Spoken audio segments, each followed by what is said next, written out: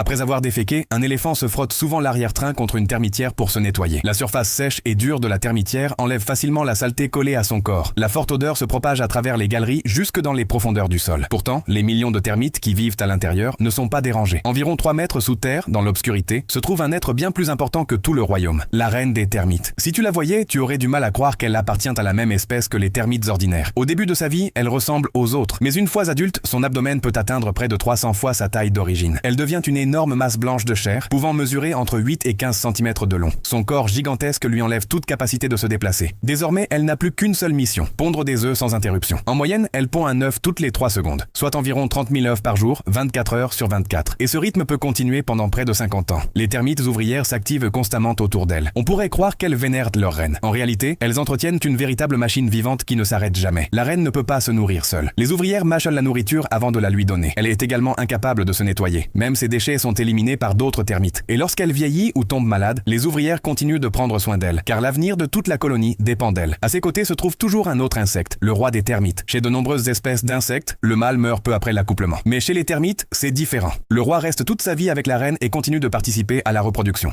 Cependant, le véritable miracle n'est pas le nombre d'œufs qu'elle pond, mais ce que deviendront ses petits. Un même œuf peut donner naissance à un ouvrier, un soldat, un futur roi ou une future reine. Cela peut sembler aléatoire, mais tout est en réalité déterminé à l'avance. Tant que la reine est en vie, son corps libère des phéromones qui se diffusent dans toute la termitière. Cette odeur agit comme un ordre invisible. Grâce à elle, la plupart des larves deviennent des ouvriers ou des soldats. Elles transportent la nourriture, construisent le nid et s'occupent des jeunes. Ce n'est que dans des circonstances particulières que quelques larves développent des ailes et deviennent des reproducteurs. Mais c'est aussi le début d'un jeu cruel. Après 5 à 8 ans de préparation, lorsque les conditions sont favorables, des milliers de termites reproducteurs quittent le nid en même temps. Ce phénomène s'appelle le vol nuptial. Des milliers de termites ailés envahissent le ciel, offrant un spectacle impressionnant. Pour la plupart d'entre eux, pourtant, ce voyage est un aller simple vers la mort. Les oiseaux, les lézards et de nombreux autres prédateurs attendent chaque année ce véritable festin. Au final, moins de 1% des termites survivent et parviennent à former un couple. Les mâles et les femelles qui réussissent s'enfoncent dans le sol pour fonder une nouvelle colonie. Sans plan, sans ingénieur et sans chef, des millions de termites construisent ensemble une merveille d'ingénierie biologique. Et tout cet effort n'a qu'un seul objectif, protéger la reine cachée au plus profond du nid. Mais voici le plus grand paradoxe. La reine n'a jamais vu l'immense royaume qui s'étend au-dessus de sa tête. Elle ignore la taille de son empire, la hauteur de la termitière, et ne sait même pas s'il fait jour ou nuit à l'extérieur. Elle règne sur des millions de sujets, sans avoir jamais vu son propre royaume. Pourtant, on l'appelle la reine.